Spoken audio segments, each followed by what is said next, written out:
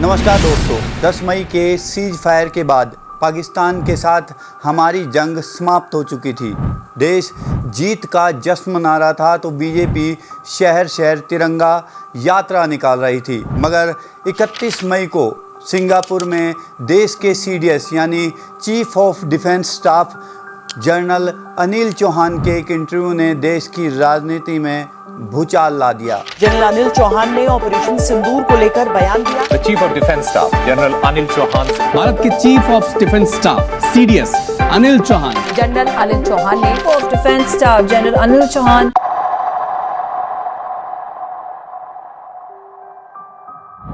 CDS Anil Chauhan ने Bloomberg को दिए अपने इस इंटरव्यू में स्वीकार किया है कि पाकिस्तान ने हमारे जेट विमान मार गिराए हैं, मगर उन्होंने इसकी संख्या नहीं बताई कि हमने कितने और कौन से जेट विमानों को इस जंग में खोया है।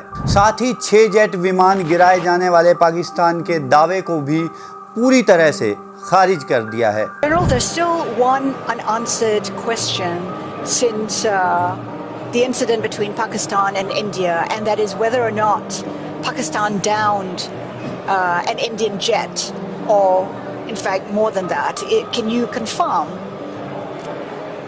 I think what is important is that not the jet being down, but why they were being down. But a jet, at least one jet was downed? Yeah, why they were. So the good part is that we are able to understand the tactical mistake which we made, remedy it, rectify it, and then implement it again after 2 days, and flew all our jets, again targeting at long range, which I said. Pakistan claims 6 Indian jets were downed. Is it correct in that estimate? Absolutely incorrect, and that is not information which I said is important. What is important is why they were down. That is more important for us. And what did we do after that? That's more important. On 7th and the initial stages, there were losses, but the numbers, and that's not important. What was important is why did these losses occur and what did we do after that. Operation Sindoor के दौरान पाकिस्तान की तरफ से कई बार भारत के jet गिराए जाने का दावा किया है। इस दावे को भारत सरकार ने हर बार खारिज किया है। On the other hand, Pakistan military spokesperson has claimed that they have taken down at least 5 Indian Air Force planes, all inside Indian airspace, including a French-made Rafale jet. I can confirm you that 5 Indian aircrafts, including 3 Rafale, 1 Su-30 and 1 MiG-29 have been shot down. 11 मई को भारतीय सेना की तरफ से की गई एक press conference में एयर मार्शल A.K. भारती ने एक सवाल के जवाब में कहा था कि जंग में नुकसान होते रहते हैं। Sir, can you give a number of assets we lost, because there's been a lot of speculation going on, international media writing a lot of things about our platforms, including Rafales. I mean, Pakistan claiming that Rafale has been downed, etc. Can you put that question to rest and clarify on that? All right. I'm happy that you've asked this question. You know, we are in a combat scenario, and losses are a part of combat. The question that you must ask us, okay, and indeed that we must ask ourselves, you inclusive, is have we achieved our objectives? Have we achieved our objective of decimating that terrorist camp? And the answer is a thumping yes. And the results are for the whole world to see. As for the details, what could have been, how many numbers, which platform did we lose? You know, at this time, I would not like to comment on that. इसके बाद पक्ष और विपक्ष ने जमकर सवाल उठाए, मगर बीजेपी और मोदी सरकार खामोश रही। लीडर ऑफ अपोजिशन ने एक बात बोली कि हमारे जहाज गिरे हैं। कितने गिरे हैं बताइए? 5 पाकिस्तान ने अपने जहाज को बेचकर गिराया था हमारा। ओके। उसमें कुछ चाइना का भी रोल था सर? चाइना के प्लेन्स तो चाइना के ही थे। हाँ, चाइना के लोगों ने नहीं किया। चाइना ने जो हवाई जहाज़ दी थी, वो बहुत बढ़िया हवाई जहाज़ थी।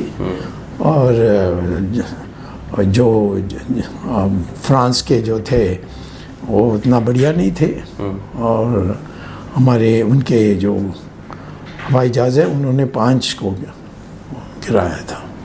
आपका मतलब रफेल ने अच्छा काम नहीं किया? रफेल तो पर्याप्त नहीं है हमारे देश के लिए।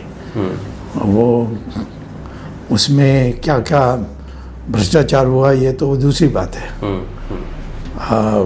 मोदी रहते हुए हम इस पर जांच नहीं कर सकते क्योंकि होने नहीं देगा वो। द हिंदू की जानी मानी पत्रकार विजेता सिंह ने ऑपरेशन सिंदूर की अगली सुबह 8 मई को विमान के एक मलबे की तस्वीर साझा की, लेकिन ट्रोल विजेता सिंह पर इस तरह से टूट पड़े कि उन्हें वो तस्वीर डिलीट करनी पड़ी।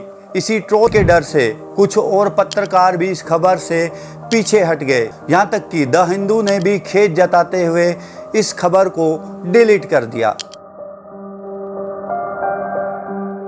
सीज फायर हुए अभी 3 सप्ताह भी नहीं बीते थे कि वायुसेना प्रमुख अमरप्रीत सिंह ने सरकार पर सवाल खड़े कर दिए। आखिर क्यों उन्हें मीडिया के सामने आकर ये कहना पड़ा कि सरकार के फैसलों से सैन्य क्षमता पर सीधा असर पड़ रहा है, सरकार का कोई भी वादा, कोई भी करार पूरा नहीं हो रहा। आखिर ऑपरेशन सिंदूर के दौरान ऐसा क्या हुआ जिस वायुसेना ने पाकिस्तान में अपनी जीत का परचम लहराया? उस वायुसेना के प्रमुख को देश के सामने आकर ये सब बताना पड़ा। Op Sindoor, as it is, like it was told by Chief of Naval Staff, that character of war is changing. Every day we're finding new technologies coming in. Technology is coming in a big way in our warfare now. And Op Sindoor has again given us clear idea of where we are headed and what we need in future.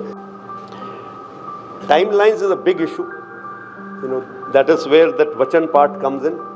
So once a timeline is given, not a single project that I can think of has been completed on time. So this is something where we have to look at. Why should we promise something which cannot be achieved? While signing the contract itself, some of the times we are sure that it is not going to come up. But we just sign the contract. उसके बाद देखेंगे क्या करना है। आखिर 7 मई की रात ऐसा क्या हुआ जिसे देश से छिपाया जा रहा है? आखिर क्यों भारतीय वायुसेना को उस रात वापस लौटना पड़ा? आखिर कौन जिम्मेदार है? किसकी वजह से वायुसेना को ये नुकसान हुआ? आखिर क्यों दोबारा से तैयारी कर फिर हमला किया गया? कहीं इस नुकसान के पीछे विदेश मंत्री जयशंकर का वो बयान तो नहीं जिसमें वो कह रहे हैं कि पाकिस्तान पर हमला करने से पहले हमने पाकिस्तान को बता दिया था कि इंडियन फोर्सेज आतंकवादियों पर हमला करने आ रही है। Goals were achieved. I think we reasonably took the position that because even at that start, at the start of the operation, we had sent a message to Pakistan saying we are striking at terrorist infrastructure.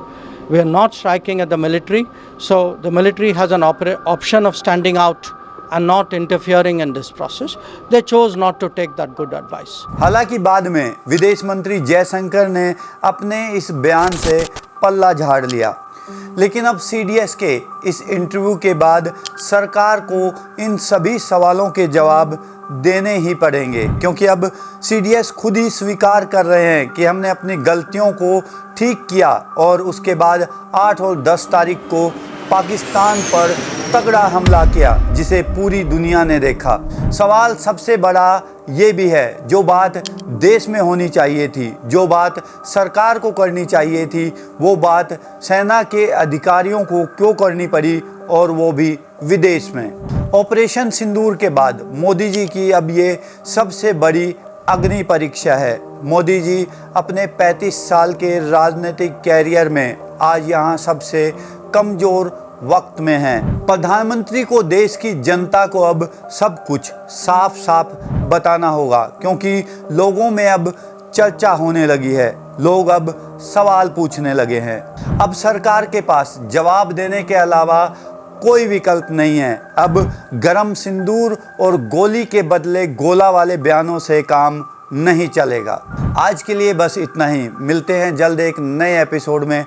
तब तक के लिए जय हिंद, जय भारत।